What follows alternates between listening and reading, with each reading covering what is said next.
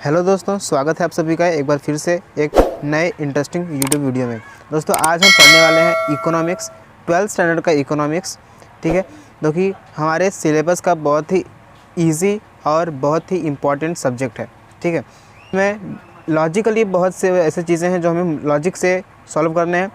बस आप अपना लॉजिक लगाइए और प्रॉब्लम सॉल्व हो जाएगा। ठीक है, तो चलिए शुरू करते हैं अपना वीडियो। दोस्तों यहाँ पर पहला चैप्टर हमें पढ़ना है introduction to macro and micro economics, micro and macro economics.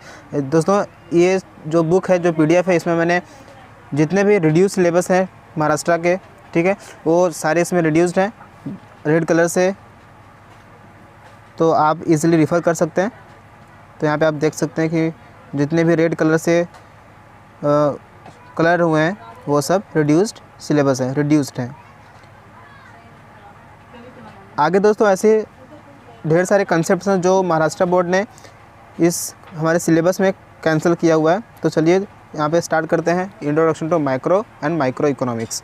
हालांकि हमने 11th स्टैंडर्ड में पढ़ा कि इकोनॉमिक्स का डेफिनेशन, मीनिंग और क्या क्या होते हैं इकोनॉमिक्स असल में होता क्या है, ये सारी चीज़ें हमने 11th के इकोनॉमिक्स में पढ़ चुका है। ठीक है, तो अब हम पढ़ेंगे 12th स्टैंडर्ड में कि आखिर माइक्रो इकोनॉमिक्स और मैक्रो इकोनॉमिक्स होता क्या है, ये किस चीज़ का स्टडी करता है।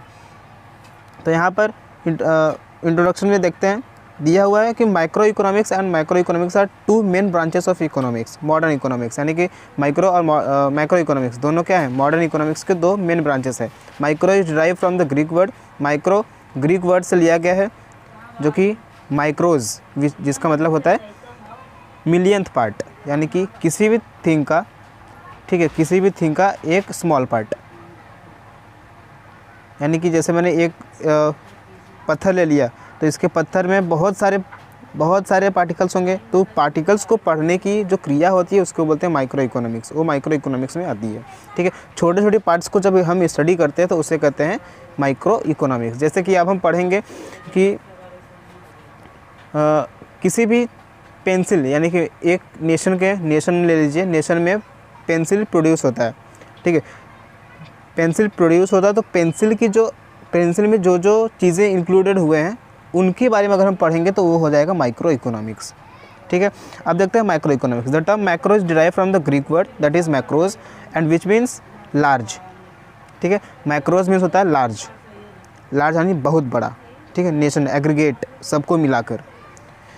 These terms were coined by the Norwegian economist Ragnar Frisch of Oslo University। ठीक है, अब ये जो दोनों टर्म है, माइक्रो एंड माइक्रो इकोनॉमिक्स, ये नॉर्वेजियन के इकोनॉमिस्ट रैगनर फ्रिच ने 1933 में ओस्लो यूनिवर्सिटी में किए थे। ठीक है, तो अब इस डायग्राम को याद कर सकते हैं आप कि मेन ब्रांचेस है इकोनॉमिक्स के कौन कौन से, माइक्रो इकोनॉमिक्स और माइक्रो इकोनॉमिक्स। आई होप इन दोनों पॉइंट्स को आप इजीली समझ गए होंगे। अब दोस्तों आप यहाँ पे देख रहे होंगे कि पेज नंबर 1 पे जितने भी रेड कलर से कलर किए गए हैं वो सारे आपके सिलेबस से रिड्यूस हो चुके हैं। ठीक है, महाराष्ट्र बोर्ड ने इसे कैंसिल कर दिया है, तो आपको इतना सारा पढ़ने की ज़रूरत नहीं है। जो बोर्ड से दिया गया है उतना आप पढ़ सकते हैं, वही आपके एग्ज़ाम में आएगा। तो दोस्तों ऊपर तो हमने पढ़ा कि आखिर में माइक्रो और मैक्रो इकोनॉमिक्स होता क्या है। ठीक है, तो अब हम पढ़ेंगे मीनिंग, माइक्रो का मीनिंग क्या होता है माइक्रो इकोनॉमिक्स का। Micro means A small part of a thing. जैसा कि मैंने आपको पहले बताया कि माइक्रो मीन्स क्या होता है, एक बड़े पार्टिकल का छोटा सा पार्ट, मिलियंथ पार्ट।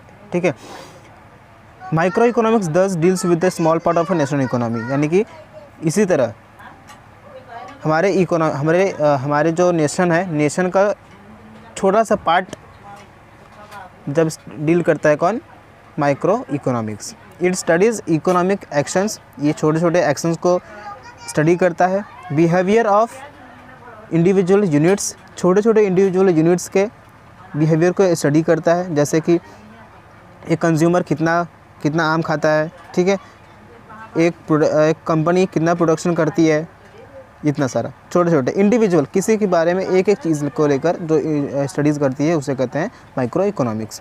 ठीक है, अब डेफिनेशन। दोस्तों ये जो क्वेश्चन है हमारे बोर्ड के एग्ज़ाम में बहुत ही इम्पॉर्टेंट के पॉइंट ऑफ व्यू से देखें तो बहुत ही इम्पॉर्टेंट हो जाता है। ठीक है, तो पहले आपको जब क्वेश्चन पूछा जाएगा इसके बारे में तो सबसे पहले आपको लिखना है इसका मीनिंग। ठीक है, मीनिंग लिखना है, फिर उसके बाद लिखना है इसका डेफिनेशन। ठीक है, डेफिनेशन। फिर उसके बाद आपको कहीं लिखना है इसके जो पॉइंट्स दे रहेंगे या फिर इसको दिए रहेंगे, जो फीचर्स बोले रहेंगे उसको आपको डिस्क्राइब करना है।